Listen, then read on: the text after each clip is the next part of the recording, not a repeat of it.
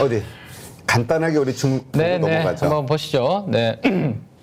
자, 일단 중국 쪽 흐름부터 한번 보면서 쭉 미국, 우리나라까지 한번 보도록 하겠습니다.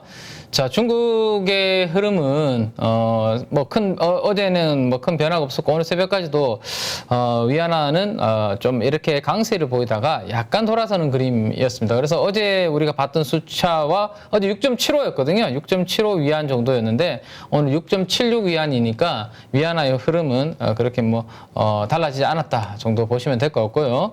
자, 오늘 새벽에 미국에 상장되어 있는 중국의 이 ETF들은 2% 정도 강세 흐름을 보였습니다. 오늘 미국 시장이 상대적으로 이제 정강 후약으로 끝났습니다. 그럼에도 불구하고 오늘 미국에 상장되어 있는 중국 기업을 추종하는 ETF는 플러스 2% 정도로 마무리되었다라는 거 한번 체크해 보면 될 것 같고요.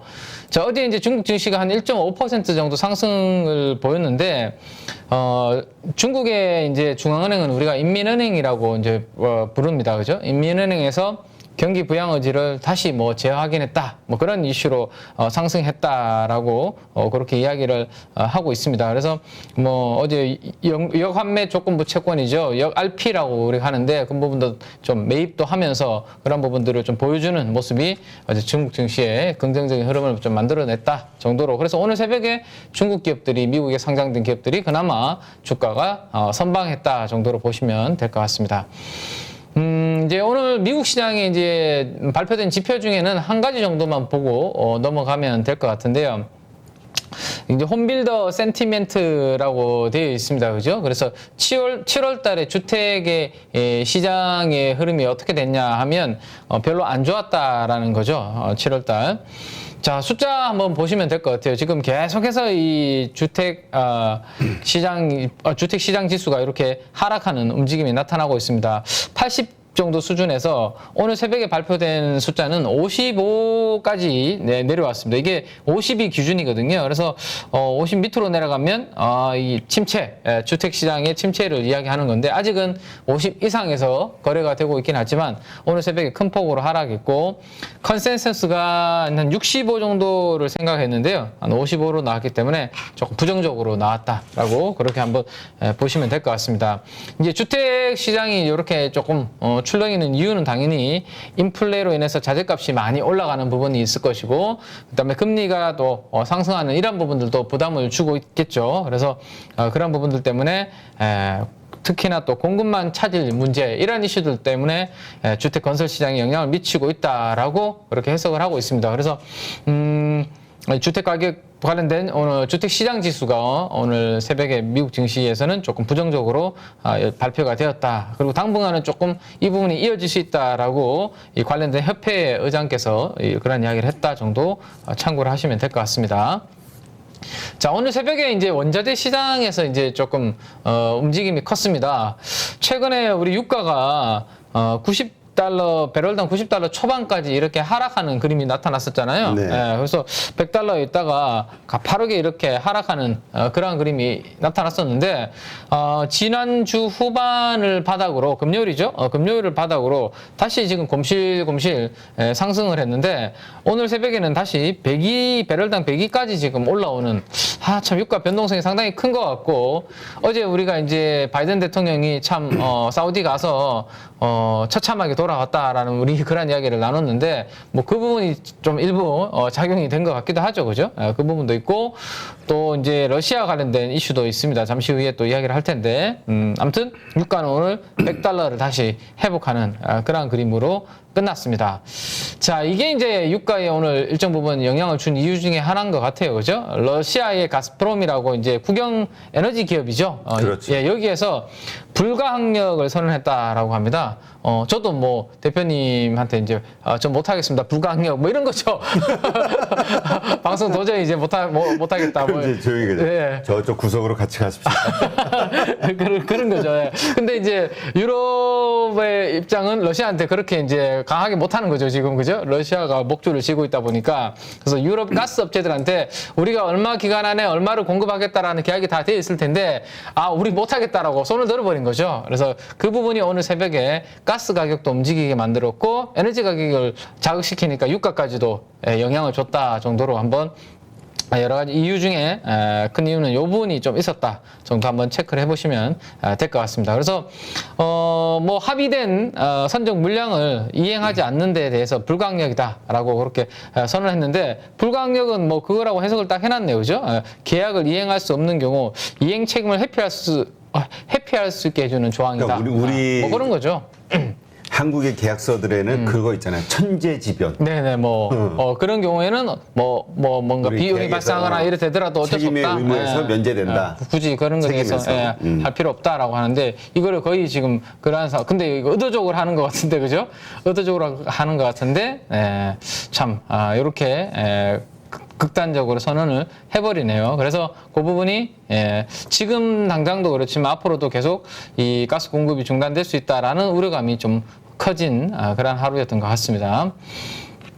자, 그 다음에 이제 오늘 새벽에 미국의 이제 정강 후약을 만들었던 이유 중에 하나가, 여러 가지 이슈 중에 하나는 이제 지난번에 JP모건의 CEO인 제이미 다이먼이 좀 부정적인 이야기를 했잖아요.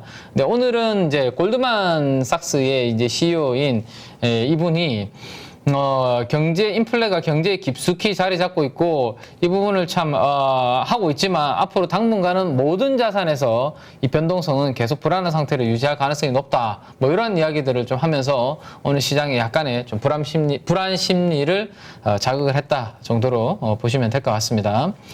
자, 이렇게 이제, 몇 가지 이슈들을 한번 살펴봤는데요. 오늘 금리는 그래서 이제 전반적으로 위로 조금씩입니다. 튀는 그런 그림이 나왔습니다. 3.1% 정도에 있던 2년물 국채금리는 3.17 정도까지 추가적으로 이렇게 살짝 상승하는 그런 그림이 나왔고, 미국 10년물 국채금리도 3% 가깝게 이렇게 올라가는, 다시 조금 금리는 위쪽으로 살짝 올라가는 그런 그림이 나왔습니다. 여전히 경기 침체를 반영을 하고 있죠. 2년물이 10년물보다 더 20bp 이상 더 벌어져 있는 경기 침체를 장단기 금리에서는 반영을 하고 있고, 장기물에서도 여전히 그 흐름이 반영이 되고 있습니다. 그래서 이 채권 시장에서는 앞으로 경기 침체가 올 거다라는 부분을 반영을 여전히 좀 하고 있다라는 거 보시면 되겠고요.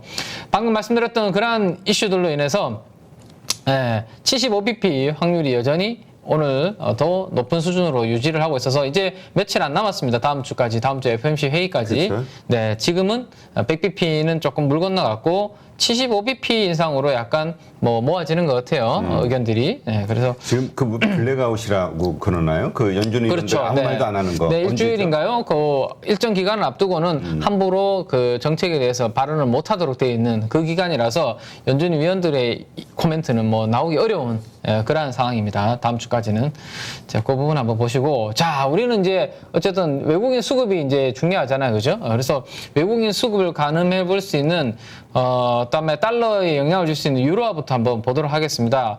0.99까지 1대1 패러티가 지난주에 깨지기도 했었는데 장중에 그래도 조금 회복을 하고 있습니다. 지금 유로화가 1.000 이렇게 우리가 숫자를 봤다면 005, 001 이렇게 숫자를 봤다면 오늘 새벽에 1.0114입니다. 유로화가 강세를 지금 보이고 있는 거죠. 아주 큰 폭은 아니지만 어쨌든 최근에 패러티가 깨질 뻔했는데 조금 위로 올라오고 있는 부분은 나쁘지 않은 그런 그림입니다. 이게 추세적으로 1.1, 1.2까지 이렇게 올라와야 정말로 좋은 그림이긴 한데 그래도 이 방향은 나쁘지 않죠. 그래서 어제 외국인 수급도 우리나라 긍정적이었고요.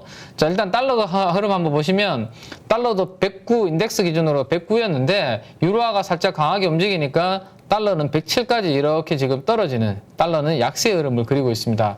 자, 이게 105, 103, 100까지 깨지고 이런 그림이 돼야지만 더욱더 긍정적인 그림이긴 하지만 어쨌든 109까지 갔다가 이렇게 주춤하고 있는 달러 인덱스의 약세 흐름은 나쁘지 않은 흐름이다. 이게 이제 오늘 외국인들 네. 어떤 방향으로 움직일지. 그렇죠. 왜 어제 한 6천억 정도 우리 순매수를 했지 않습니까? 코스피 시장에서. 그러면 이 방향이면 오늘 공격적인 매도는 나오지 않을 가능성이 높다라는 생각을 한번 해볼 수 있을 것 같아요. 일단은 큰 규모의 매도는 아니고 적어도 오늘 좀 관망 정도에서 소폭 순매도나 아니면 순매수 정도 한번 기대해 볼 수 있을 것 같습니다.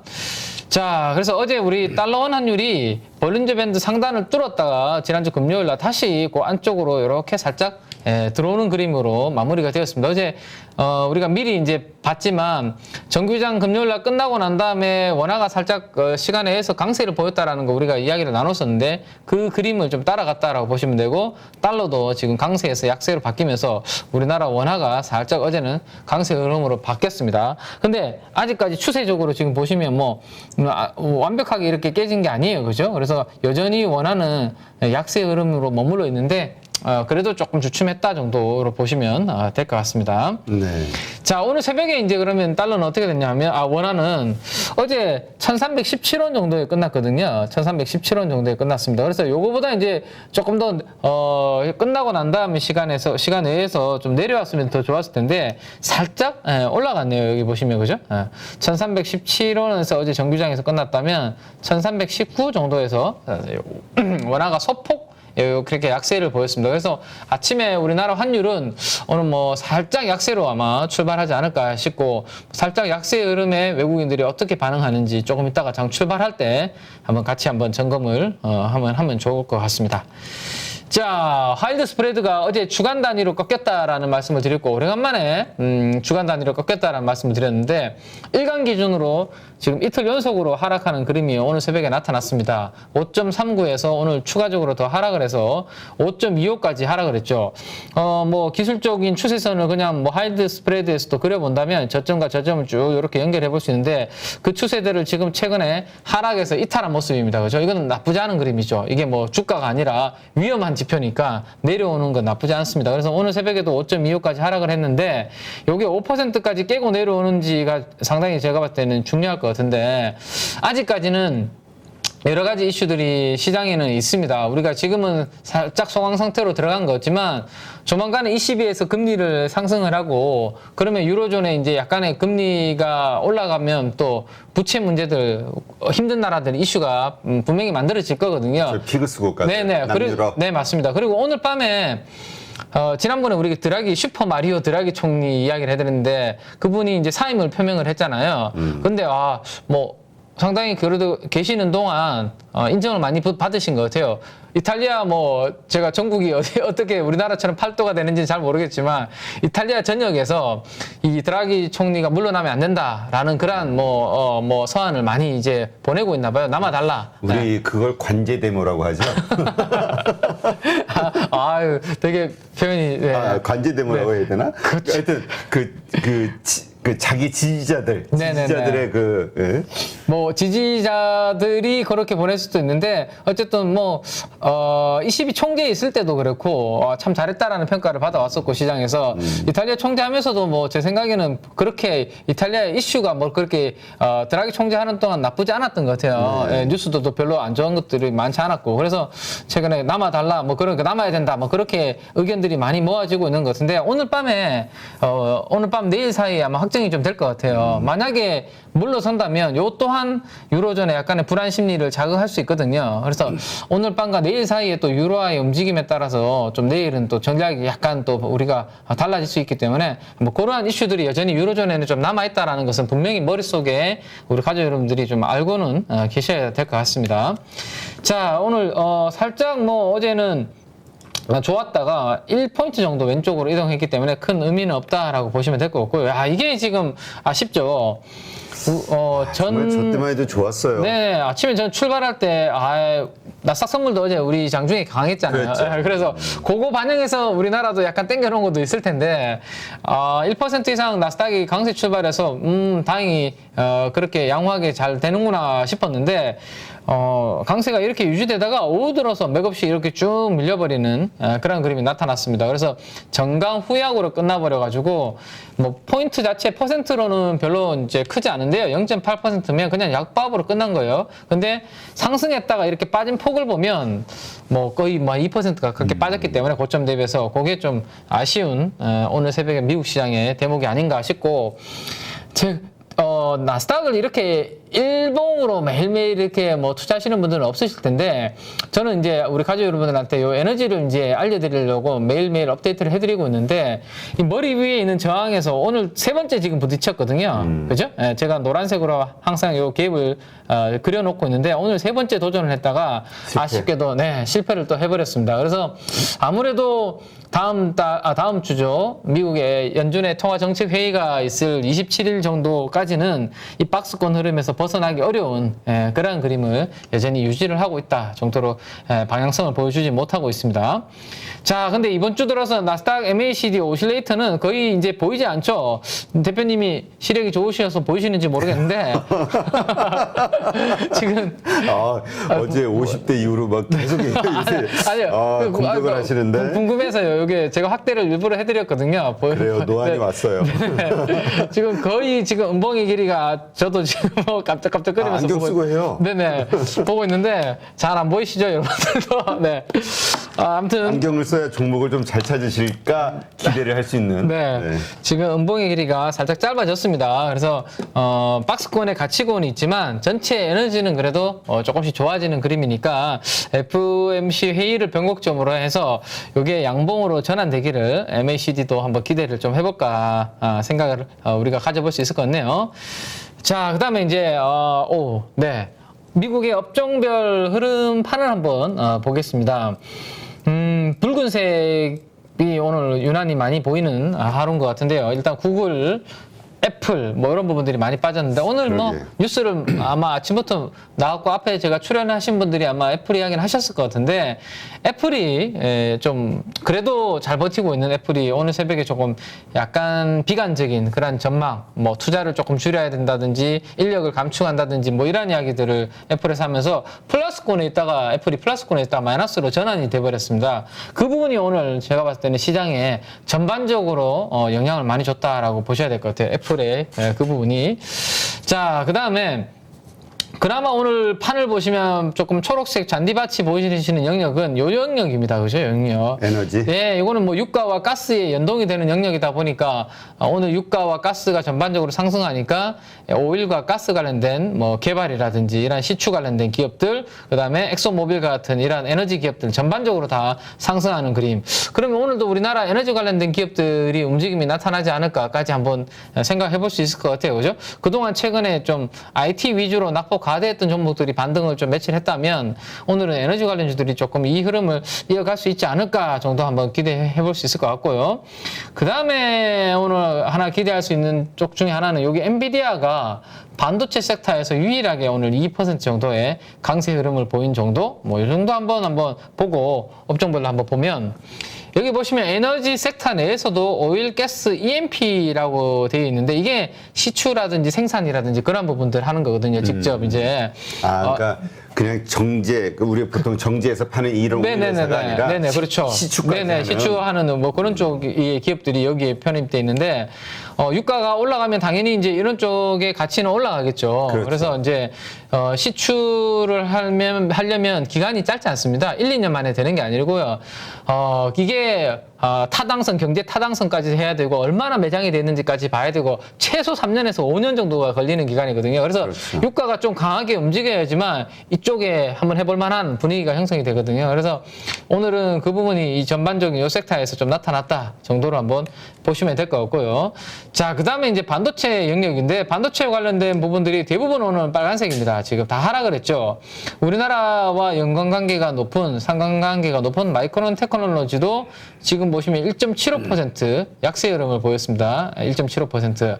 자, 근데 유일하게 오늘 2% 상승을 보인 종목이 엔비디아인데, 요 엔비디아가 오늘 강세를 보인 이유는 잠시 후에 우리가 이야기를 한번 이어가도록 하겠습니다.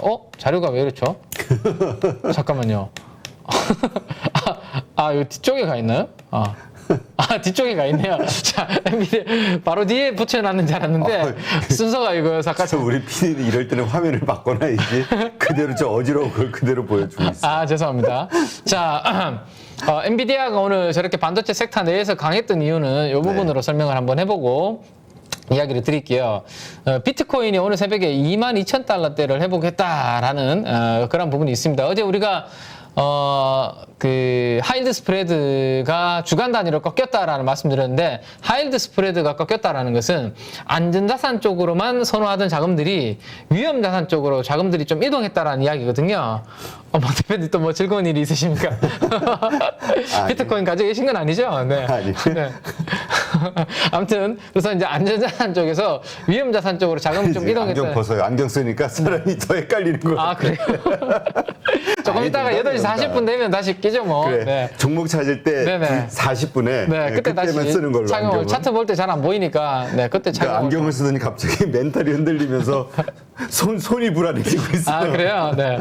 자, 그래서, 암호화폐 쪽은 위험자산입니다. 대표적으로. 네. 가치평가를 우리가 할 수 없는 위험자산이죠, 시장에. 그래서 위험 선호 심리에 회복했다. 이렇게 이제 이야기를 하고 있잖아요. 그죠? 그래서 하일드가 안정을 찾으면서 이러한 쪽으로도 자금이 좀 올라가면서, 가격들이 회복이 되고 있다라는 거 보시면 될 것 같고, 오늘 새벽에는 비트코인보다 훨씬 더 이제 가격이 움직였던 것은 이더리움 쪽의 움직임이 더 강했습니다. 이더리움이 장중에 뭐 12% 정도까지 이렇게 상승을 하면서 움직였는데 자세한 이게 2.0이라는 것이 얼마나 업데이트가 되고 뭐가 달라지는지는 저도 이제 공부를 좀 해봐야 될 것 같은데 자급 증명에서 지분 증명으로 전환한다 뭐 이렇게 알고리즘 뭐 이야기를 하고 있어요. 그래서 이 부분이 무슨 내용인지는 제가 더 공부를 해봐야 될 것 같은데 아무튼 9월 19일 날 이런 부분들의 업데이트 이더리움 2.0의 업데이트가 예고되면서 가상자산 투자자들의 기대감이 높아졌다 뭐 이렇게 해석을 하고 있는 것 같더라고요. 아무튼 그래서 비트코인보다는 어쨌든 이더리움이 오늘 시세가 훨씬 더 강하게 상승을 하면서 암호화폐 시장 전반이 지금 보시는 것처럼 푸른색으로 다 상승하는 그런 모습이 오늘 새벽에 특징적으로 나타났다라고 보시면 될 것 같습니다. 자, 그래서 오래간만에 제가 암호화폐 쪽도 투자 심리를 공포와 탐욕과 관련된 인덱스가 있다라고 제가 과거에 우리 가족 여러분들한테 보여드렸었고, 오래간만에 제가 한 1년짜리 그래프를 다시 업데이트를 해서 가지고 왔는데요. 요게 이제 당연히 밑에 있으면 극단적인 공포고, 이게 위로 가면 80 이상으로 가면 탐욕 구간이라고 보시면 되겠죠. 근데 최근에 지금 보시면, 연초부터 이 암호화폐 급락하는 구간에서 10 미만으로 아주 극단적인 공포 구간으로 갔다가 최근에는 살짝 올라와서 한 20 정도 전후로 움직이고 있습니다. 근데 20 전후도 여전히 아직은 많이 공포스러운 그런 구간이라고 보시면 될 것 같아요. 그래서 암호화폐 시장은 심리가 아직은 조금 불안하다. 하지만 바닥권에서는 조금 회복해 있는 그런 모습을 오른쪽 하단부에서 확인을 하시면 될 것 같습니다. 자, 엔비디아 이야기하면서 이제 여기로 살짝 넘어왔는데 연관이 있기 때문이죠. 우리가 암호화폐 채굴이 한참 활발해질 때 네. 많이 관심이 가졌던 게 엔비디아 주식 아닙니까? 그죠? 그렇죠. 네. 왜냐면 이게 뭐지? 그 그래픽 채굴할 때 네, 필요한 그런 부분이 있다 보니까 엔비디아가 시세가 많이 냈었고 작년 연말까지는 이러한 그림이 나왔었습니다. 근데 여기가 2022년도 딱 연초거든요. 연초부터 암호화폐 시세가 급락을 하면서 엔비디아도 당연히 300달러 부근에서 여기까지 이렇게 반토막 정도까지 난 흐름이다라고 보시면 될 것 같아요. 자, 근데 이제 암호화폐가 바닥을 찍고 저렇게 다시 위험자산 선호 심리에 따라서 회복을 하면 일단 낙폭 가대주 중에서 관련된 종목에 시장은 관심이 갈 거고 반도체 섹터 내에서는 가장 여기와 관련이 있는 쪽이 엔비디아다 보니까 오늘 유일하게 엔비디아만 2% 정도의 강세 흐름을 보였다라고 보시면 될 것 같아요. 근데 이게 엔비디아가 강했기 때문에 우리나라 반도체 섹터가 강할 수 있을 건가? 그거는 쉽지 않겠죠, 그죠? 오늘 필라델피아 반도체 지수도 강세 흐름을 보이다가 오늘 약세로 다 밀려서 끝났거든요. 그래서 엔비디아 하나만의 상승으로 우리가 우리 반도체 섹터를 기대하기는 조금 어렵다. 다만 요 암호화폐와 관련돼서 엔비디아가 좀 회복을 했다라는 부분 참고를 하시면 될 것 같고요. 요거는 좀 이따가 제가 종목 이야기는 뒤에 한번 해드리도록 암호화폐와 하겠습니다. 관련돼서 그 연관돼 있는 한국의 주식들도 많이 있잖아요. 네, 그렇죠. 그거는 제가 8시 게임들도 40분에 그렇고. 한번 이야기를 그때 우리 종목 이야기 디테일하게 할 때 그때 다시 드리도록 하겠습니다. 자, 그래서 여기까지가 이제 미국 시장의 업종 관련해서 종목 이야기까지 한번 해봤고요. 우리나라 관련된 이야기를 지금부터 한번 해보겠습니다. 어제 우리나라 코스피는 오래간만에 외국인들이 마음먹은 것 같습니다. 한 6천억 이상 이렇게 순매수가 종가 기준으로 거의 들어왔는데 시작부터 어제 마음먹고 샀습니다. 어제는 제가 이제 장 초반에 우리 가족 여러분들과 함께 이제 보지는 못했는데 제가 출발할 때 추이를 잘 보고 대응하시면 좋겠다라고 말씀드렸는데 9시부터 거의 거의 플러스로 순매수로 어제는 출발했고 마이너스로 전환된 적이 어제 한 번도 없었습니다. 코스피 시장에서. 그러다 보니까 코스피도 쭉 장중에 계속 상승폭을 키우는 그러한 그림으로 마무리가 되었고요. 잠시 후에 6천억 중에서 어디를 많이 샀는지는 잠시 후에 보겠습니다.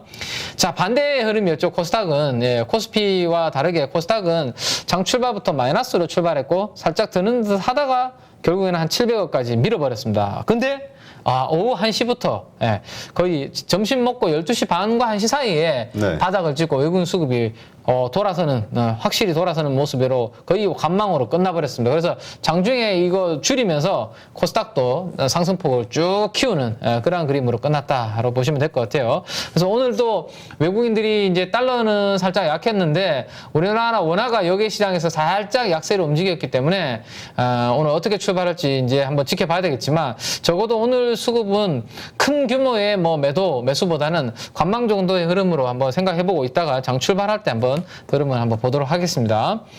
자, 외국인들이 6천억 가깝게 어제 코스피를 샀는데 어떤 종목을 많이 샀을까 그려보니까 거의 절반 이상을 삼성전자와 하이닉스 이 두 종목으로 집중을 한 거죠, 그죠? 3,300억을 샀으니까. 쓸어 담는다는 표현이 맞을 네네. 것 같아요. 그래서 6천억 중에서 절반 가까운 이상을 삼성전자와 하이닉스 두 종목으로 거의 집중을 했다라고 보시면 될 것 같고, 지난주 마이크론 이슈 이후에, 그 다음에 TSMC 발표 이후에, 그 다음에 SK 하이닉스의 투자 감소 발표 이후에 이 반도체 섹터 쪽으로 외국인들은 계속 긍정적으로 우리나라 관련 쪽으로 수급을 유입을 하고 있다라는 게 어제까지 들어온 모습인데요.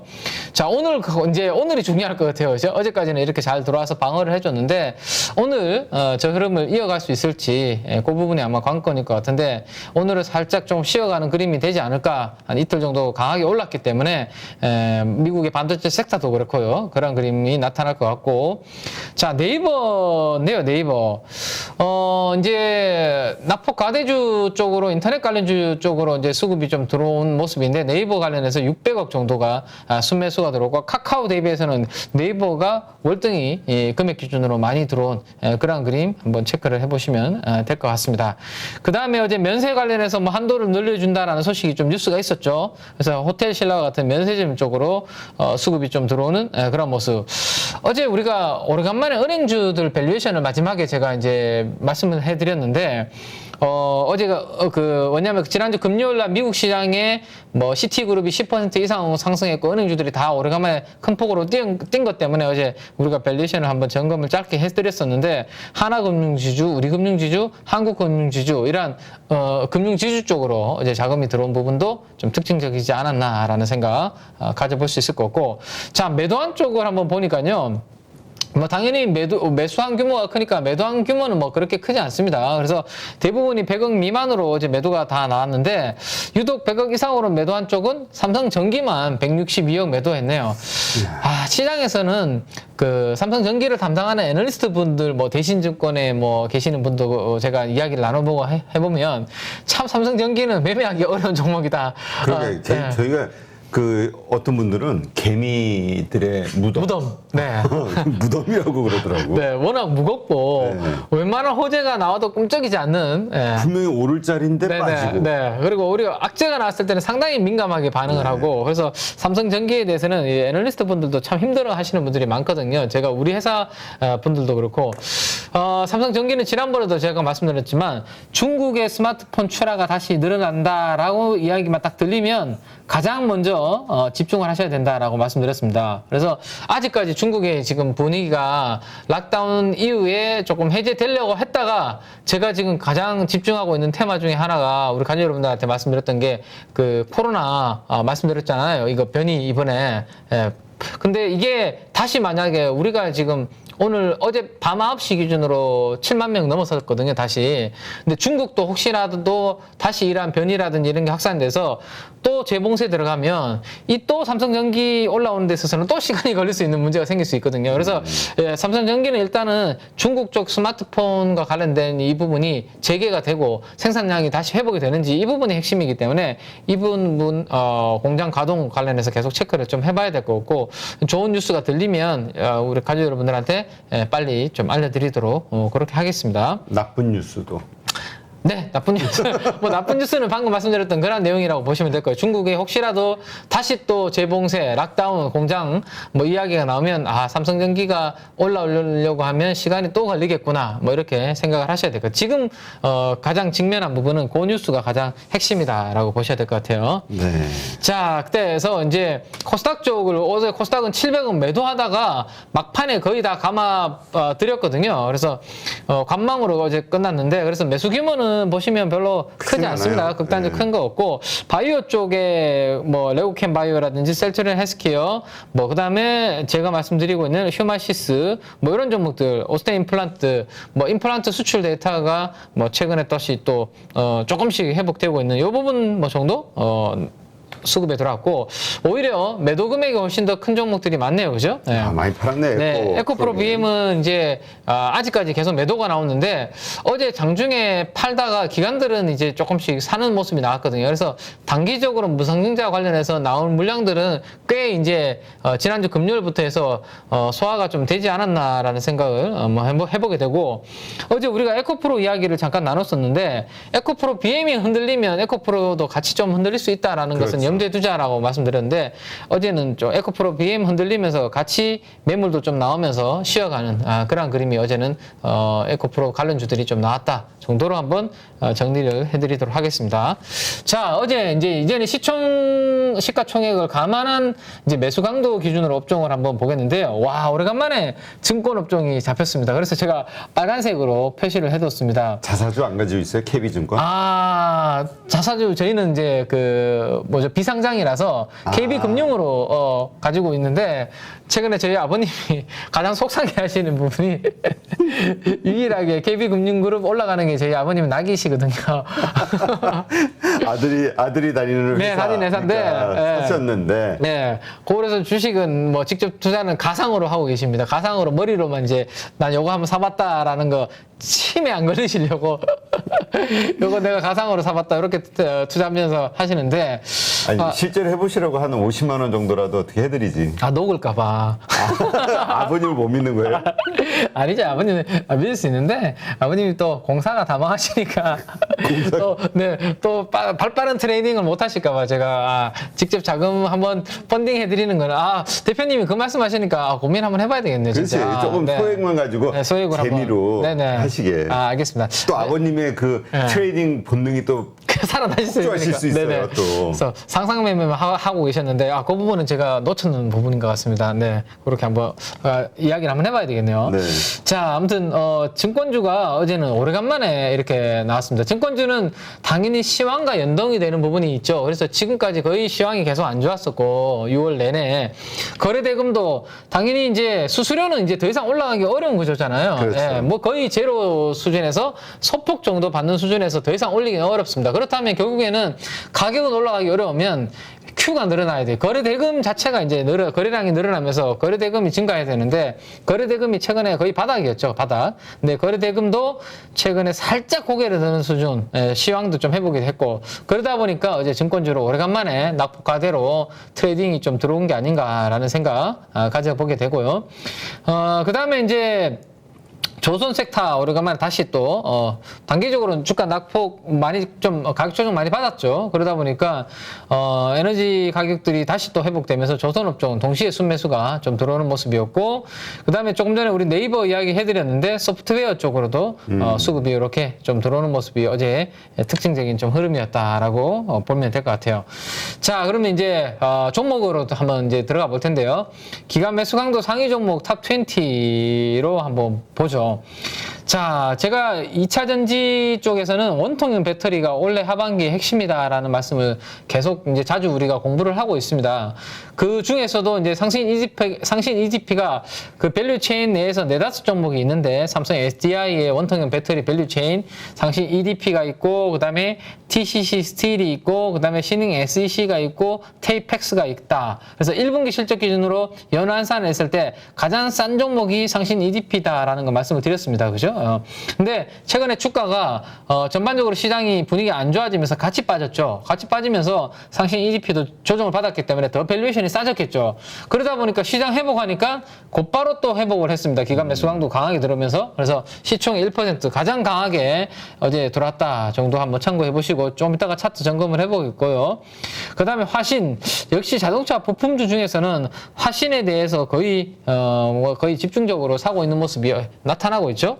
매수 강도 상위에 들어왔고, 어제는 이제 납폭가대 IT 중소형주 쪽으로 매수 강도가 전반적으로 다 강하게 들어왔습니다. 원익 QNC, TSE, 그다음에 하나마이크론, 뭐 이런 종목들이 다 납폭가대 IT 중소형주라고 보시면 되는데, 이들 종목들도 잠시 후에 8시 40분 이후에 제가 구체적으로 살펴드리도록 그렇게 할게요.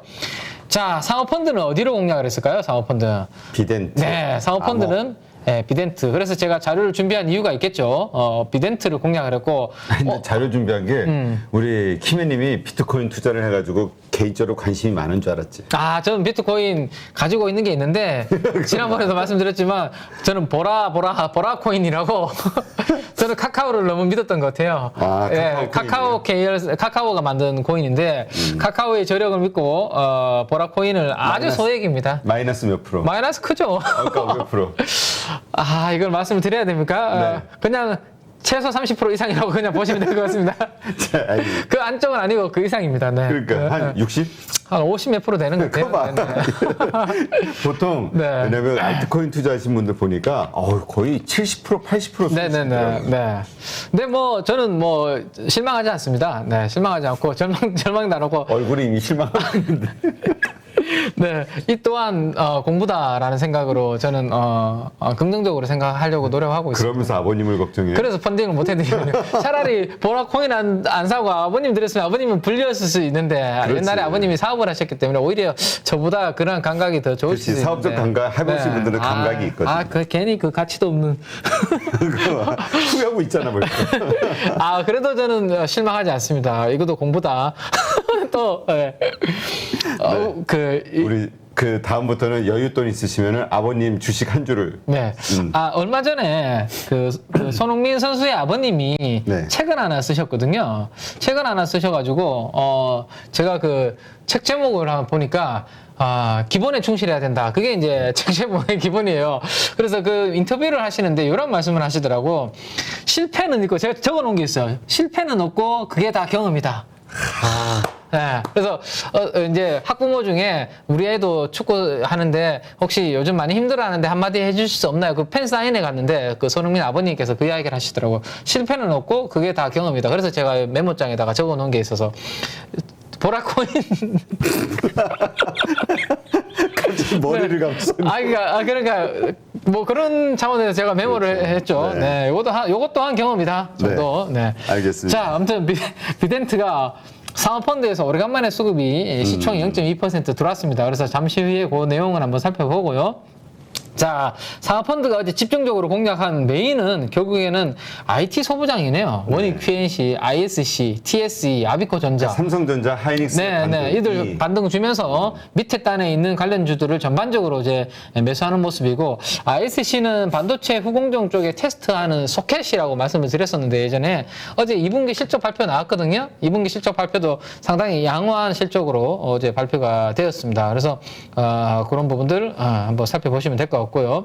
자, 연기금에서 기관들은 거의 상신 EGP를 연기금에서 집중했다라고 보시면 되겠네요. 그죠? 어제 시총의 1%를 기관들이 샀다라고 조금 전에 봤는데, 연기금이 1% 샀으니까 거의 연기금은 어제 원통형 배터리 두 종목을 거의 배팅을 했네요. 시닝 SEC랑 상신 EGP 이 두 종목으로 배팅을 했다라는 거 보시면 되겠습니다. 배팅 이유가 뭘까에 대해서 한번 좀 고민을 해야 될 것 같아요. 제가 좀 이따가 뉴스 가지고 온 게 있으니까 그거도 한번 업데이트를 해드리도록 하겠습니다. 자, 투신 쪽을 보면 투신은 이제 그 사우디아라비아의 뭐 우리가 개발 관련해서 기대감이 있었던 한미글로벌 쪽으로 투신은 오래간만에 다시 또 배팅을 하는 모습이고, 그다음에 화신, 자동차 부품주죠. 그다음에 검안기를 만드는 휴비치, 뭐 이런 종목들 위주로 좀 들어왔는데, 투신의 어제 특이한 트레이딩은 바디팅 매드인 것 같아요. 바디팅 매드. 진단키트 뭐 코로나 관련된 종목들 중에서도 어제 이 코로나 관련주 중에서 바디틱 매드를 어제 두시는 좀 트레이딩을 하는 상대적으로 조금 부각이 안 됐다라고 생각을 하는 건지 이 종목을 트레이딩을 했다라는 게 좀 특징적인 흐름인 것 같습니다. 자, 그다음에 외국인 매수 강도를 한번 보면 외국인 매수 강도는 그냥 시총이 작은 좀 개별 종목들이 대부분 좀 많아서 오늘 뭐 여기에서 우리가 체크할 만한 그런 종목은 딱히 제가 봤을 때 눈에 좀 안 보이는 것 같네요. 자, 사모펀드 매도 쪽을 한번 보시죠. 자, 비추로시스 연속으로 계속 매도가 지금 나오고 있는 그런 모습이고, 차량용 소프트웨어를 하고 있는 오비고라는 종목이 있는데, 오비고도 0.2% 시총에서 매도가 나왔는데, 이 종목은 제가 나중에 한번 설명을 드릴 기회가 좀 있을 것 같습니다. 네. 그 다음에 바이오플러스인데, 바이오플러스는 지난번에 수급 들어올 때 제가 한번 말씀을 드렸던 종목인데, 아까 어느 분이 네. 그렇잖아도 홍홍홍님이었나? 네. 물렸다고. 네네네. 어때? 손절을 잘 못했다고. 그때 좀, 네, 추세 이탈가 제가 말씀을 드렸는데 손절을 잘 못하셨을 것 같은데 지금 사모펀드가 이렇게 좀 차익 실현이 좀 나오고 있는데요. 손절을 못하셨으면 잠깐 한번 기다려 보시기 바랍니다. 조금 이따가 제가 차트로 한번 봐드리기도 할 텐데 업황 자체가 나쁘지 않고 제가 봤을 때는 사모펀드에서 최근에 시세가 좀 강하니까 이 삼성전자가 하이닉스가 움직일 때는 우리가 살짝 시장이 안 좋은 게 뭐냐면 수급이 그쪽으로만 다 움직이면 그렇죠. 펀드에서도 그렇게 돼요. 제가 이제 사모펀드 이제 최근에 이제 매니저 모 사모펀드랑 이야기를 해보니까 삼성전자 하이닉스를 우리가 비중을 다 줄여놨었는데 갑자기 얘네들이 움직여버리니까 이렇게 되면 매니저들이 이제 똥줄이 타는 거거든요. 똥줄이 조금 좀 그러네요. 품격 있는 네네. 방송에서. 조금 마음이 급해지죠. 네. 왜냐하면 매일매일 수익률 평가를 받는데 시장을 못 따라가게 되면 이제 목숨이 간단해지는 게 펀드 매니저들의 그렇죠. 생활이거든요. 저도 계약직이라. 그렇죠.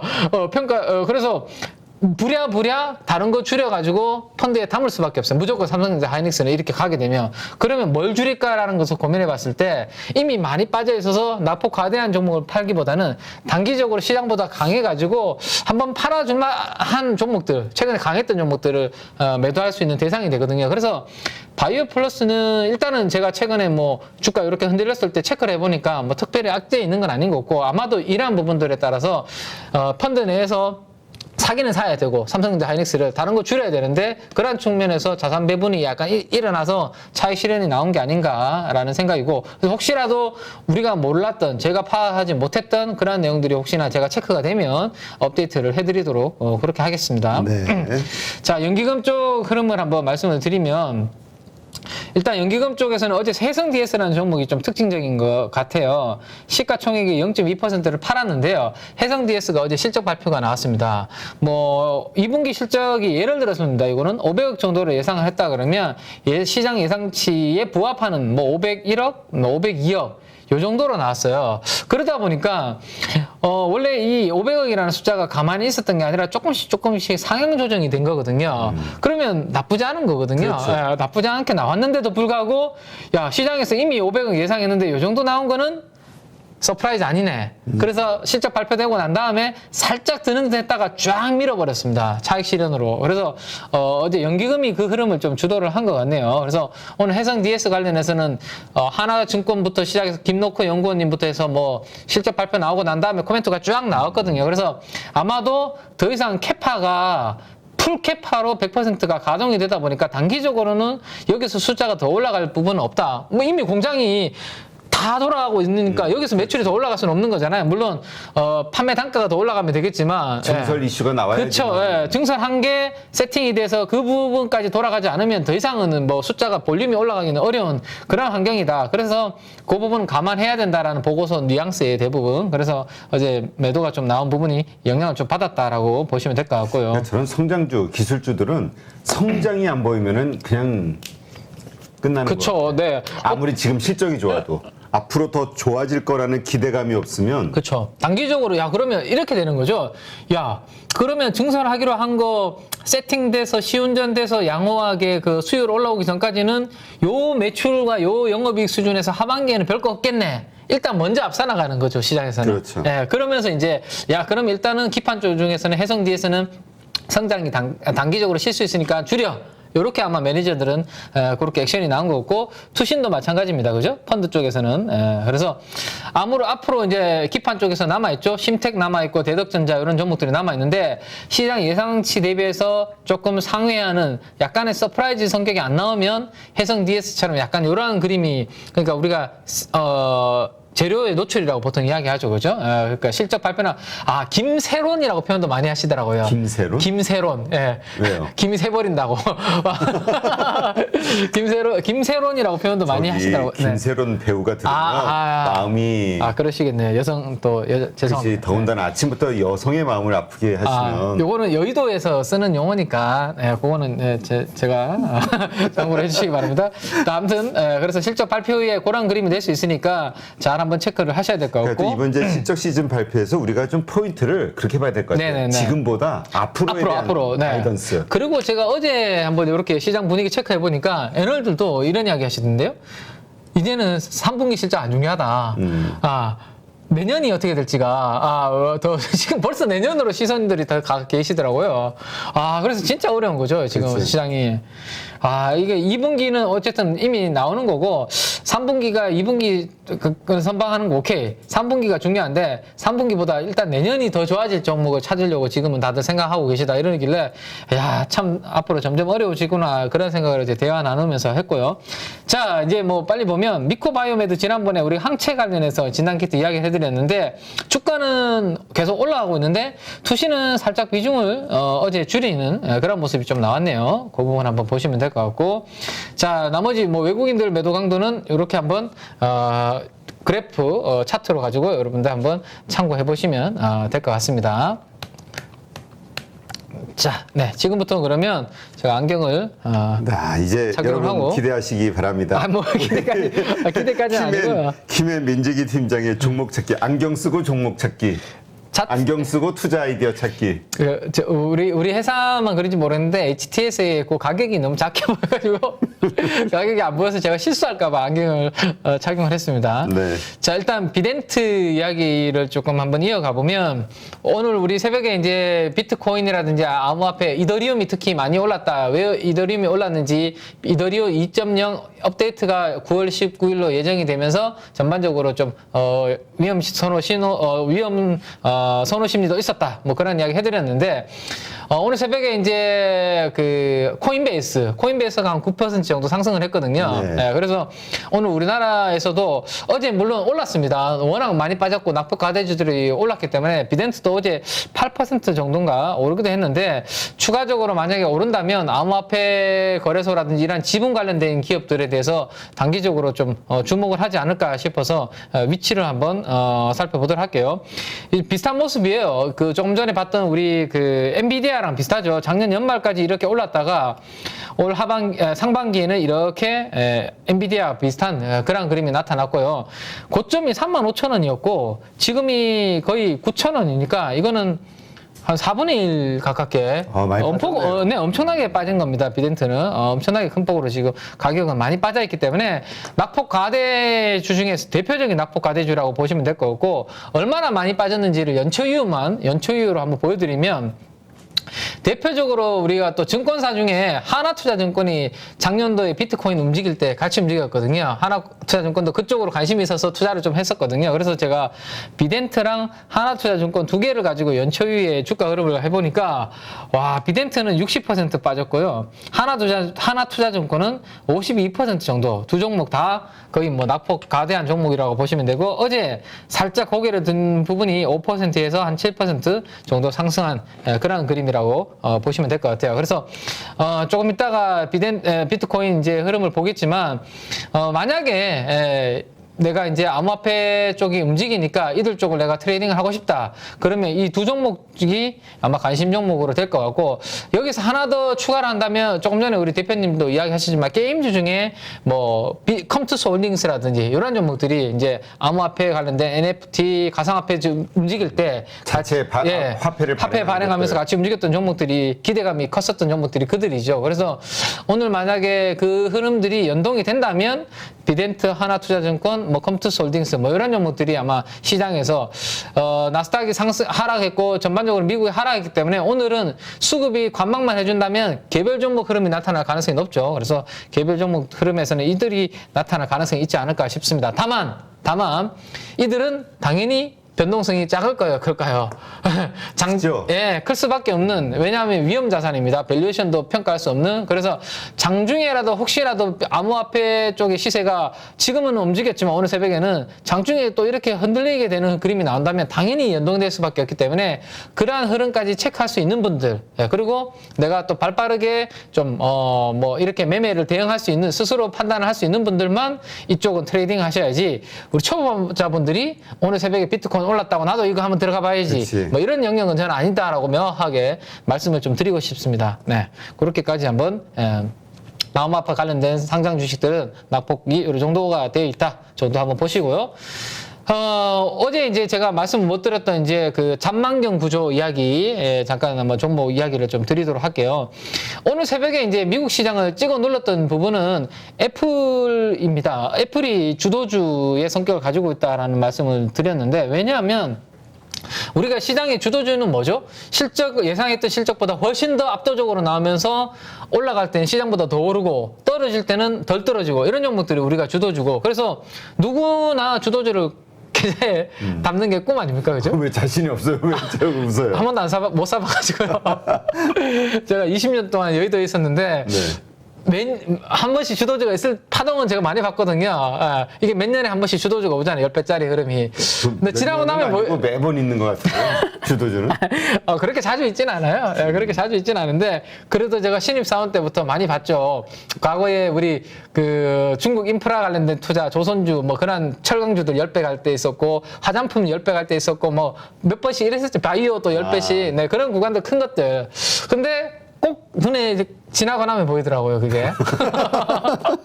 이게 웃을 일입니까? 이게 웃을 일은 아닌데. 이게 슬픈 일이지. 기가 찬 거죠. 네. 아무튼 기가 찬데, 그래서 저도 여전히 노력하고 있고 공부를 하는 이유가, 주도주를 항상 편승하고 싶은 그런 욕망이 있기 때문에 하는데, 아무튼 애플이 주도주라고 보시면 돼요. 지금 보시면 시장보다 월등히 올라갈 때는 지금 보시면 몇 배나 더 강하게 움직이잖아요. 그죠? 그렇지. 근데 최근처럼 원래 S&P와 나스닥이 이렇게 다 빠졌는데도 불구하고 상대적으로 덜 빠지잖아요. 이게 이제 주도주죠.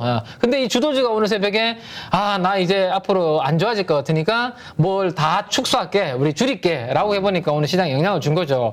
그러면 당연히 오늘 관련주들 우리도 또 영향받지 않을까요? 이제는 또. 그렇지. 네, 그래서 그 부분은 일단 염두에 두고 오늘 공부를 우리 하자라는 겁니다. 그래서 오늘 애플 관련주들이 미국 시장에서 흔들렸습니다. 그래서 오늘 우리나라 시장도 분명히 이 부분에 흔들릴 수 있으니까 그 부분은 미리 제가 말씀을 드립니다. 자, 그럼 애플 관련주가 뭐가 있을까? 몇 개 없어요. 우리나라는. 애플의 밸류체인은 주로 대만과 중국에 많고 우리나라에는 별로 없는데, 그나마 큰 기업이 LG이노텍이죠. LG이노텍. 가장 편안하게 한다면 그냥 LG이노텍입니다. 원픽. 원픽. 그 다음에 파주 쪽에 뭐 지금 아주 지금 뭐 국정원처럼 비밀리에 지금 하고 있는 작업이 애플카에 대한 그런 작업들을 하고 있는 부분인데, 이거 뭐 제가 알고 있는 거 보면 뭐 거의 국정원급은 아닌 것 같은데, 이 소식이. 누구나 다 알고 있어요. 네, 파주 쪽에 가면 아마 비밀리에 지금 작업하고 있는 쪽이 애플카와 관련된 부분을 작업을 하고 있습니다. 그래서 그 부분이 어쨌든 앞으로 대세가 될 텐데, 몇 년 후에는 거기에도 같이 작업을 하고 있는 게 LG 이노텍이니까 이건 장기적으로 크게 볼 종목이고요. 큰 종목이고, 작은 종목으로는 어제 권민치라는 대만의 애널리스트 제가 이야기를 간단하게 해드렸는데, 이분이 이야기를 한마디 하면 시장에 무조건 반응해요. 애플에 대해서 좋은 이야기 하면 좋게 반응을 하고, 왜냐하면 애플 관련해서 가장 잘 분석하는 애널리스트라고 평가를 받고 있거든요. 근데 이분이 지난주 금요일날 목요일날 트위터에다가 코멘트를 하나 딱 올리셨죠. 요런 종목들이 앞으로 애플 15의 고사양 잔망경 렌즈를 탑재하면 수혜주다. 거기에 우리나라 두 종목이 딱 들어가 있었거든요. 큰 종목은 LG이노텍, 작은 종목은 자화전자. 그래서 자화전자가 이런 그림이라고 보시면 되는데, 우리가 요거는 이제 그 잠수함 이야기, 잠수함 생각, 저는 육군을 나와서 사실 저는 잠수함 잘 모르는데, 해군이 아니라서 잘 모르는데, 영화나 이런 데 보시면 잠만경이 뭐 요렇게 구조로 막 돼 있잖아요. 그죠? 하나 또 올라와 있는 게 아니라 올라가서 요렇게 구조로 돼 있습니다. 이렇게 휘어서. 그래서 이 카메라가 잠만경 구조로 지금 보시면 요렇게 해서 요렇게 올라가는 구조로 돼 있거든요. 그래서 지금 기존에 있는 우리가 카툭티라는 표현 많이 쓰시죠. 그냥 우리가 렌즈를 고사양 렌즈로 계속 올리면 두꺼워지기 때문에 렌즈가 카메라 후면을 보시면 툭 튀어나와가지고 예, 뒷면이 너무 이제 카메라 때문에 튀어나오는 거를 우리가 카툭티라고 이야기를 하거든요. 카메라가 툭 튀어나온 구조. 근데 이거를 없애려면 여기에서 이렇게 눕혀가지고 빛을 이렇게 나오게 하는 구조. 잠수함 구조로 만들면 이게 가능하다. 그래서 완전 이제 바뀌는 거네, 패러다임이. 그렇죠. 바뀌는 거죠. 그래서 삼성전자가 이거를 먼저 도입을 했고, 애플도 이거를 도입을 하게 되면 이거는 대세로 가는 거죠. 모든 트렌드는 애플이 만드니까. 그래서 이거를 도입을 하면 수혜를 본다라는 구조입니다. 그래서 지금 이 관련된 권민치의 코멘트가 나오면서부터 국내 애널리스트 분들도 관련주 코멘트를 지금 다 이렇게 내기 시작했습니다. 그래서 잠만경이라는 표현, 잠수함에서 사용하는 잠만경 카메라라는 표현을 쓰기 시작했고, 요게 있죠? 카툭티라는 표현 써놨죠?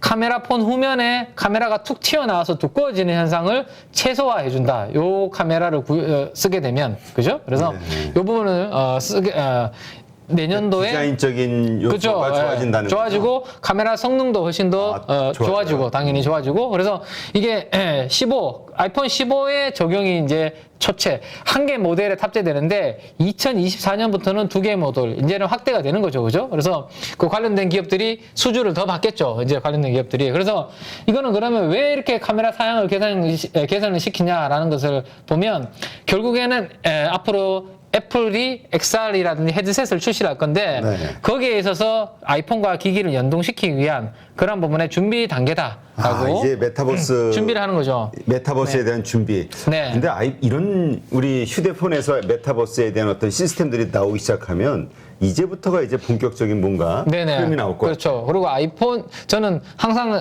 유행은 애플이 우리가 주도한다라고 보는데, 애플이 이제 이쪽 부분으로 시작을 하면 그때부터가 아마 대세가 되지 않을까라는 생각입니다. 그래서 그럼 여기에는 뭐가 들어가는데, 잠만경 카메라가 될 때는 뭐가 중요해지는데 라는 거 보면, 액추에이터가 이제 정교해져야 됩니다. 기존에 이제 스프링 타입에서 볼 타입이라는 게 바뀌어야 되는데, 이거는 뭐 기술적으로는 설명을 드리려면 시간이 많이 걸리고요. 어쨌든 이 관련된 특허를 누가 가지고 있냐? 삼성 전자와 삼성 전기가 가지고 있고 하나를, 또 하나는 자화전자가 이 특허를 가지고 있습니다. 그러면 애플에서 특허를 쓰려면 삼성그룹에 가서 우리 이쪽으로 이제 우리도 하려고 하는데 특허 공유하자, 쉐어하자, 내가 로열티 줄게 하면 되잖아요. 그렇죠. 근데 제가 뭐 대표님한테 뭐 돈 못 빌리듯이 자존심이 있지. 제가 죽으면 죽었지. 제가 무릎 꿇을 수는 없죠. 빌려줄 수 있는데. 제가 만약에 이거 바로 흔들리잖아. 도저히 안 돼서 감원되면 제가 애플도 지금 사람을 줄인다는데 저희가 제가 47이니까 갑자기 조만간에 아마 그 리스트에 들어갈 것 같아요. 저도 갑자기 이제. 슬퍼지고 있어. 그래 되면 저 도와주십시오. 아무튼 이 특허를 사용을 해야 되는데, 이 구조로 가려면 결국엔 자화전자를 손을 잡을 수밖에 없는 그런 구조로 이제 가는 거거든요. 그래서 그 부분 보시면 되고, 그래서 이제 이쪽이 되면 모듈을 하는 LG 이노텍도 카메라, 잠만경 카메라 모듈 하면서 단가가 당연히 올라가겠죠. 그렇게 해서 수혜가 된다. 그래서 LG 이노텍과 자화전자가 이 컨셉을 바뀜으로 해서 가장 큰 수혜를 본다 정도로 한번 생각을 해보시면 될 것 같아요. 그래서 자화전자의 수급은 그 방향으로 최근에 좋아지고 있다라는 거 보시면 됩니다. 네. 자, 그래서 요게 이제 자화전자의 어제 제가 원래 캡처했던 그림이에요. 근데 어제는 여기 위에 기준선 위에서 출발해서 여기 위에서 살짝 양봉인가? 하여튼 뭐 거의 보합권에서 어제 마무리가 됐습니다. 그래서 큰 의미가 없어요. 자, 그러면 이제 어떻게 이제 투자를 해야 되나? 자화전자를 투자할 때는 크게 흐름을 이렇게 보셔야 돼요.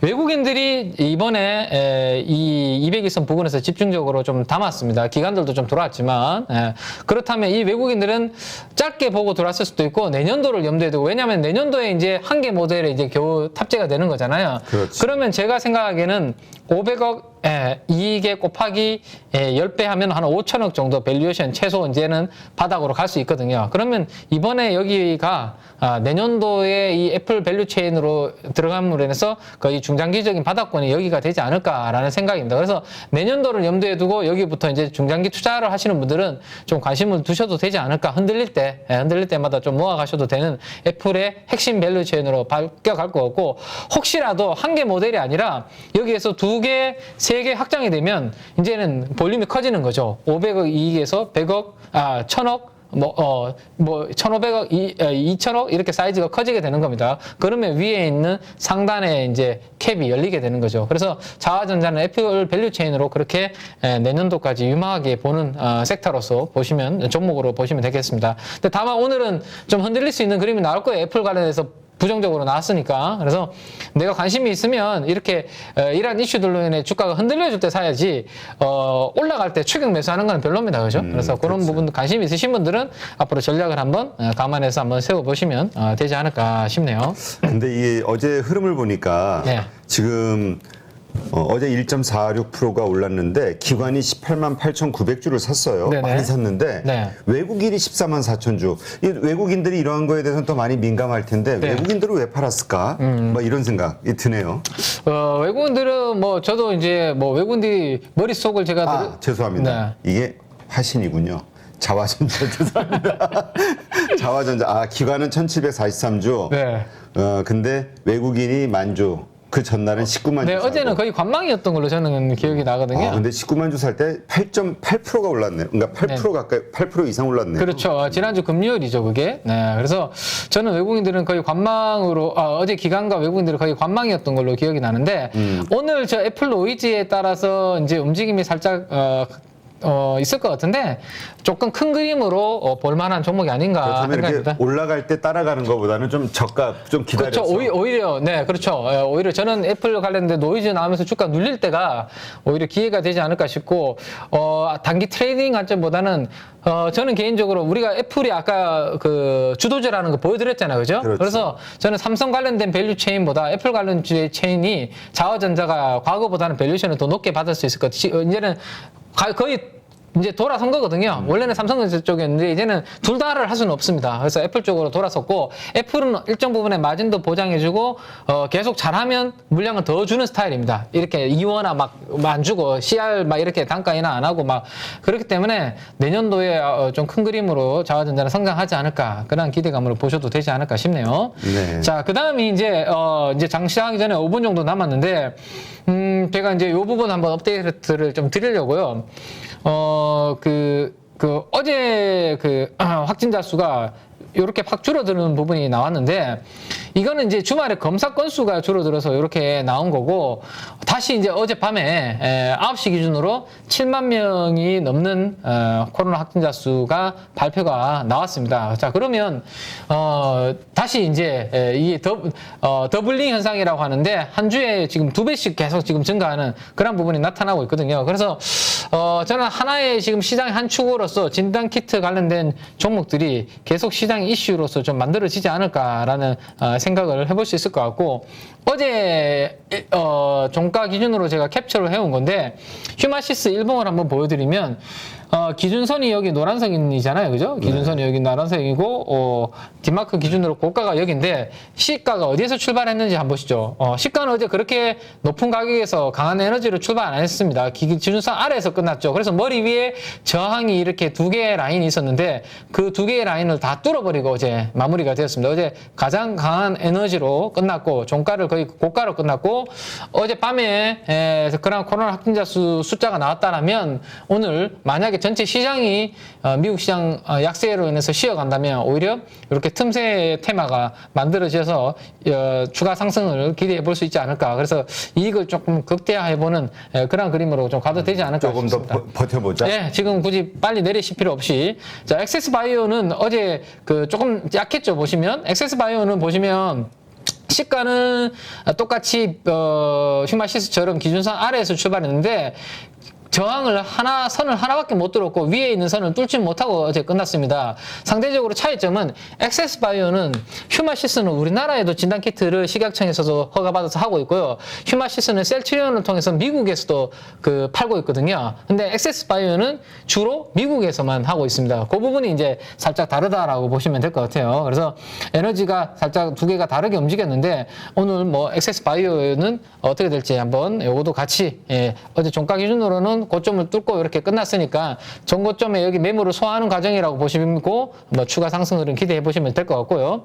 그 다음에 하나는 지난번에 조금 앞에 두 종목 대신에 안전한 종목을 선택하셨다고 했던 인탑스를 뭐 업데이트를 좀 해드려도 될 것 같아서 다시 한번 말씀드리면 제가 이 자리는 그래 뭐 내가 혹시라도 들어가서 물리더라도 크게 잃을 건 없는 펀더멘탈 자리다라고 말씀드렸는데 어제는 이제 다시 지난번에 음봉의 시가를 넘어서는 그러한 그림으로 끝났습니다. 그죠? 그래서 진단키트보다는 제가 베타가 약하다고 분명히 말씀을 드렸습니다. 그죠? 하지만 이렇게 7만 명, 이제 조만간에 10만 명 아마 돌파하지 않을까 이런 추세로 간다면 제가 변이가 훨씬 더 스파이크 단백질 변이가 훨씬 더 많은 종목이라고 많은 이번에 바이러스 변이라고 말씀드렸기 때문에 이 속도가 심상치 않죠. 그러면 당연히 진단키트 관련된 이 OEM 하는 인탑스의 숫자는 올라올 테니까 올라가는 그림이 되지 않을까 싶은데 어쨌든 만약에 이번에 흔들릴 때 불안하셨던 분들은 나는 이러한 투자는 아닌가벼 하시는 분들은 소폭 수익이 나는 구간이니까 그냥 챙기시고 그냥 다른 종목으로 교체 매매를 하시는 게 낫지 않을까 싶고요. 예, 상당히 좀 이렇게 시간이 좀 필요한 종목이다. 출렁임이 이제 당연히 이제 진단키트 흐름에 따라서 출렁임이 있을 수 있고, 그런 변동성이 싫다면 아예 안 하시는 게 맞고요. 예. 그 대신에, 나는 뭐 그냥, 그래, 앞에 있는 종목보다는 그래도 이 종목은 스마트폰 케이스나 로봇 관련된 그런 모멘텀이 하반기 기대할 수 있는 게 있으니까 내년도에는 오히려 인탑스는 저는 로봇 관련된 삼성전자 OEM 관련주로 부각이 될 것 같거든요. 내년도에는. 올해는 기대감으로 한번 움직였다면 내년도에는 실제적으로 거기 숫자가 나오면서 한번 움직일 것 같아요. 그래서 그런 관련주로 가려면 이 가격대에서 버리기는 아까운 종목입니다. 근데 그냥 진단키트 케이스를 만드는 종목으로 내가 하는데 내 투자 심리가 거기를 못 따라간다. 그러면 이제 이렇게 수익 줄 때 그냥 땡큐하고 빠져나오시는 게 맞다라는 거죠. 네. 투자 성향에 따라서 이건 엇갈린다. 그래서 미코바이오베드도 이렇게 뭐 지난번 이후로 계속 올라오고 있으니까 이건 알아서 여러분들께서 트레이딩을 잘 하시면 될 것 같습니다. 네. 시간이 9시가 다 됐네요. 네, 어떻게 할까요? 동시효과 볼까요? 네, 그러면? 동시효과 한번 볼까요? 자, 동시효과 한번 확인을 해보겠습니다. 네, 역시 미국이 약세 흐름으로 끝나가지고 우리나라도 지금 지금 시작 출발했네요. 약보합으로 출발할 것 같습니다. 코스피 0.27%, 코스닥 0.23%, 양시장 오늘 약하게 출발하는 그런 그림이네요. 만만치 않네요. 그죠? 오늘 뭐 미국 증시 흐름에 따라서 아마 전반적으로 그 흐름을 좀 따라가는 그러한 그림이 일단은 될 것 같습니다. 자, 아이고 비덴트가 너무 높게 출발해가지고요. 트레이딩 하면 안 될 것 같습니다. 비덴트가 뭐 6%나 너무 높게 출발해버려가지고 여기에서 또 괜히 또 우리 초보자분들이 따라 들어가는 거는 조심하셔야 될 것 같습니다. 자, 그 다음에 시가총액 대형주들 아침에 출발하는 그림 먼저 한번 잠깐 보고 외국인 수급 한번 보도록 하죠. 자, 시가총액 상위 종목들 출발하는 흐름 한번 보겠습니다. 자, 오늘 아침에 일단은 생각했던 것보다는 좀 빨간불도 좀 나오긴 나오고 있는데, 바이오 종목, 두 종목이 유독 조금 눈에 보이네요. 자, 삼성전자 1% 하락, 그 다음에 하이닉스도 1% 정도 하락 흐름으로 출발을 하고 있습니다.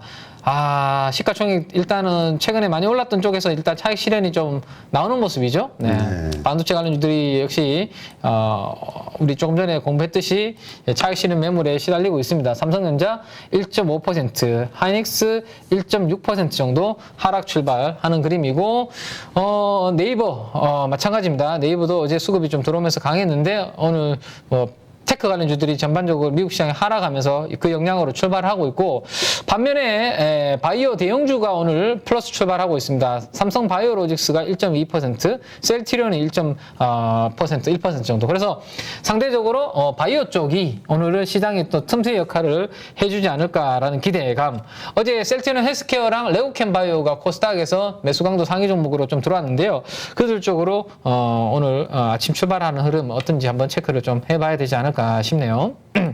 자, 코스피 쪽 흐름 한번 봤고, 역시, 코스닥도 진단키트 그 코로나 관련주 쪽과 그 셀트리온 헬스케어, 네, 이렇게 바이오 쪽이 코스닥 쪽 강세 흐름으로 지금 출발을 하고 있네요. 네, 일단 삼성, 네. 네, 요것만 한번 보시고, 셀트리온, 그 다음에 시젠, 그 다음에 우리가 조금 전에 이제 그 가상화폐 NFT 게임주 중에서도 조금 오늘 강세 흐름이 나올 수 있다라고 말씀드렸는데, 위메이드가 오늘 강보합 정도에 출발하는, 코스닥 상위 종목에 세 종목밖에 안 보이기 때문에 오늘 코스닥이 오늘 고비가 좀 될 것 같아요.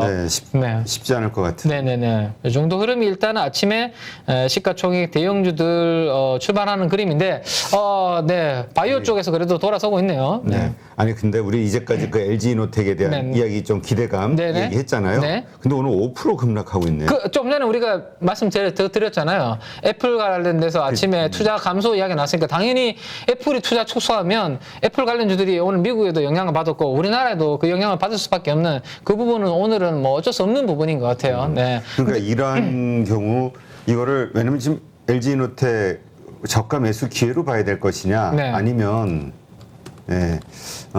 조금 더 리스크 관리를 해야 될 것이냐. 지금 바닥권인 것 같긴 한데. 네네네. 자, 제가 봤을 때는 중장기로 보느냐, 단기로 보느냐에 따라서 오늘 이걸 사도 되는 조정이냐, 아니면 좀 기다려야 되는가는 전 갈릴 것 같아요. 단기로 트레이딩을 하실 분들은 에너지가 좋은 쪽에서 트레이딩을 하는 게 맞거든요. 근데 애플이 저런 스탠스라면 단기적으로 애플 관련주들이 빨리 올라오기는 좀 어려울 것 같고요. 특히나 제가 이거를 차트를 캡처해서 하나 보여드리면, 자, 일단 오늘 당연히 애플 관련주들은 제가 아까도 말씀드렸지만 당연히 시가부터 그 악재를 녹여서 오늘 출발했기 때문에 하락 갭이 오늘 큰 폭으로 만들어졌습니다. 지금 보시면 어제 종가는 여기였는데 오늘 시가는 여기잖아요. 그죠? 그래서 34만 원 전후에 오늘 하락 갭이 이렇게 크게 만들어졌습니다. 그러면 당분간은 오늘 나온 악재가 희석이 되려면 여기를 메우는 아주 강한 이란 양봉이 나와야 돼요. 그러면 오늘 애플 관련해서 뭔가 투자 축소 이야기가 나온 것은 악재는 다 이미 시장에서 녹여졌다라고 보시면 되는데 이 갭을 당분간 메우지 못하면 당분간은 그 노이즈가 계속 저항으로 작용을 한다고 보셔야 되거든요. 그러면 굳이 이러한 종목들을 단기 트레이딩 관점으로 들어갈 이유가 없는 거죠. 그렇죠. 자, 근데 이 경기가 이걸로 끝나지 않고 시차를 두고 연준에서 잘 대응을 해서 경기는 사이클상 다시 좋아지는 그림이 나올 거고 애플이 원래 계획했던 계획대로 프로젝트를 진행을 한다면 다시 투자가 원래대로 정상이 될 거고 좋아질 거잖아. 그죠? 그러면 오히려 이렇게 큰 폭으로 투자 축소 이슈만으로 많이 빠졌을 때가 저는 조금씩 장기로 보는 분들은 달라지는 거죠. 투자 관점이. 그래서 내가 단기 트레이딩 관점으로 그냥 애플 관련주를 할 거냐 아니면 장기적으로 이렇게 많이 빠질 때마다 조금씩 모아갈 거냐에 따라서 저는 투자 관점이 달라지지 않을까. 전략이. 그렇게 보셔야 될 것 같아요. 네, 알겠습니다. 일단 삼성전자 하이닉스도 한번 봐야겠죠. 네네. 어저께 그렇게 많이 사줬는데 외인들의 동향 어떻게 봐야 될까요? 자, 아침에 출발하는 창구를 한번 봐야 될 것 같은데요. 그러면 출발하는 창구를 한번 매도하고 있는 것 같긴 한데. 근데 오늘 아침 출발하는 창구의 규모는 조금 비슷한 것 같거든요. 일단 한번 우리 가족 여러분들 잘 안 보이실 수 있으니까 제가 조금 더 크게 확대를 해드리면 네, 이렇게 삼성전자 여기 이제 거래원 창구라고 해서 HTS에서 다 나오는 화면입니다. 자, 거래원 창구를 한번 캡처를 해보니까 자, 외국계 창구 기준입니다. 이거는 우리 국내 창구로는 지금 당장 파악하기는 어렵죠. 그래서 외국계 창구 기준으로 매수 쪽으로 19만 주 정도가 들어오고 있고 매도 쪽이 22만 주 정도 들어오고 있어서 약 3만 주 정도가 매도가 더 많은 매도 위의 흐름으로 출발을 하고 있네요. 그러다 보니까 살짝 최근에 들어왔던 부분에 있어서 에너지가 조금 소진되는 모습이 나타나고 있네요. 그죠? 그래서 오늘은 외국인들이 전반적으로 매수보다는 매도 쪽으로 기우는 그런 그림. 그러면 우리가 수급을 한번 봐야 될 것 같은데 아마도 수급도 외국인들이 매도 쪽으로 아마 오늘 출발하는 그러한 그림이 되겠죠. 네. 자, 한번 보죠. 코스피 쪽에 외국인들의 방향을 한번 보고 이야기를 한번 이어가 보면 자, 네, 맞네요. 160억 정도 외국인들이 아침 출발하고 바로 지금 이렇게 120억 정도 매도를 보였다가 살짝 줄이는 듯 했는데 다시 지금 매도 규모가 저점을 깨고 내려가고 있는 그런 그림입니다. 그래서 요 방향성이 오늘은 삼성전자 그다음에 하이닉스 이런 종목들 두 종목으로 아마 지금 외국계 매도 창구를 봤을 때 외국인 매도가 그쪽으로 지금 나오고 있는 것으로 아마 추정이 되고 이 방향이 오늘 돌아서지 않으면 이틀 연속 우리가 올랐던 부분에 일정 부분에 반납하는 그러한 그림은 오늘 염두를 좀 해두셔야 되지 않을까라는 생각입니다. 자, 반면에 이제 코스닥 쪽을 코스닥도 마찬가지는 코스닥도 173억의 외국인들 매도가 나오고 있습니다. 자, 여기에서 그러면 우리가 1% 이상으로 매도가 안 나오고 잘 버티려면 어떻게 해야 되냐? 결국에는 오늘 외국인들은 매도가 소폭 나오는 게 어쩔 수 없다라면 핵심은 기관들에 달려있다라고 보셔야 될 것 같아요. 자, 기관들이 다행히도 지금 매도가 아직 장 초반입니다. 7분밖에 안 지났기 때문에 장중에 어떻게 마음이 바뀔지는 봐야 되겠지만 장 출발할 때 투시는 마이너스 7억 매도, 연기금에서는 소폭 순매수, 3호에서는 마이너스 500억, 500억이 아니죠. 5억 매도. 그래서 지금 일단 장 출발할 때 큰 매도가 안 찍히고 있습니다. 그래서 장중에 투신이라든지 사모펀드가 100억 이상 매도가 한쪽이라도 나오면 외국인 매도와 맞물리기 때문에 1% 이상 하락도 나올 수 있는 그런 부분이고, 만약에 오늘 기관들 중에서 100억 이상 매도가 안 나오고 큰 규모가 없다. 투자 주체 중에서 그러면 제가 봤을 때는 오늘 시장은 상대적으로 조금 버텨줄 수 있는 그런 기관들 흐름이 되지 않을까. 그래서 기관 수급까지도 오늘 100억 이상 매도가 나오는지 여부 한번 체크해 보시고, 그렇게 안 나오면 개별 종목들 흐름은 충분히 오늘 조금 나올 수 있으니까 그 부분 한번 기대를 좀 해보시는 게 좋겠다라는 거 말씀드리겠습니다. 네. 자, 오늘 뭐 특징주들 흐름 보니까 아까 우리가 에너지 섹터 이야기들을 드렸잖아요. 그렇죠. 그죠? 에너지 섹터 오늘 우리나라도 그 흐름을 좀 따라가지 않을까라는 말씀드렸는데, 역시 성강밴드 이런 종목들이 다 에너지 관련된 피팅 관련된 쪽에 투입되는 부분인데, 성강밴드가 오늘 4% 상승을 하고 있고, 뭐 HSD 엔진 1% 이상, 뭐 조선주 소폭 강세. 그래서 에너지 관련된 업종이 전반적으로 오늘 강세 흐름으로 출발하고 있다라고 이렇게 연동이 되고 있다 정도로 보시면 되겠네요. 네. 네. 자, 그 다음에 지금 자동차 흐름도 한번 좀 보고. 자동차? 근데 네. 지금 하나솔루션이나 뒤선 퓨얼셀이라든가 네. OCI 오늘 좀 반등하겠죠. 태양광 네. 쪽이 좀 괜찮네요. 네네. 오늘 뭐 당연히 그들이 반등할 수밖에 없는 게, 제가 이 유가 플레이라고 말씀드렸죠. 신재생 에너지 관련주들은 유가 플레이입니다. 왜냐하면 유가가 올라갈 때 얘네들의 전력 효율이라든지 이런 부분들이 부각이 되니까 오늘처럼 $100를 다시 회복을 하게 되면 그러면 단기적으로 또 많이 빠졌던 재생에너지 쪽 내가 플레이를 해야 되겠다라는 투자자들의 분명히 아이디어가 그쪽으로 모아질 수밖에 없겠죠. 그래서 OCI가 최근에 폴리실리콘 가격도 전반적으로 강했는데도 불구하고 뭐 유가가 빠지면서 같이 이제 빠져버렸는데 오늘은 그 흐름이 만들어지고 있습니다. 근데 OCI는 오늘 12만 원에 디마크 고가가 위치를 해주고 있는데요. 위치하고 있는데 12만 원이 오늘 장중에 뭐 고기가 돌파 여부에 좀 관건이 되지 않을까 싶고, 하나솔루션 오늘 또 딱 33,350원이 오늘 그 디마크 고가가 거기 위치해 있습니다. 그래서 장중 오늘 저항이 거기 위치해 있는데 거기를 뚫어줄지 그 부분 한번 관전 포인트가 되지 않을까 싶네요. 그래서 지금 두 종목 다 오늘 장중에 에너지 고가라고 추정이 되는 위치까지 이미 다 올라가서 거기에서 공방이 지금 치열하게 전개가 되고 있다 정도 참고를 하시면 될 것 같습니다. 네. 자, 하여튼 뭐 오늘 시장 쉽진 않겠네요. 네, 근데 오늘 전체 시장의 에너지가 그렇고 최근에 또 강세를 보였던, 그리고 애플 관련주들, 삼성전자처럼 IT 소형주들 뭐 이런 연관이 되는 IT 관련주들이 좀 그렇고, 반대로 IT 외에서 나름대로 오늘 그 에너지 관련된 기업들의 쪽에서는 틈새가 좀 나올 수 있는 그런 그림으로 보시면 될 것 같아요. 네, 뭐 하여튼 2차 전지 소재, 그 다음에 현대차, 기아, 모비스 이런 쪽은 그래도 상승 전환하려고 빨간불이 조금씩 보이긴 하는데. 네, 2차 전지 쪽에 제가 이야기 하나만 해드리면, 요런 내용이 기사가 하나가 있었습니다. 이게 이제 기대감이 좀 있는 상황인데, 보시면 자료에서 기사를 하나 제가 띄워드리면, 네, 리막이라는 회사가 있거든요.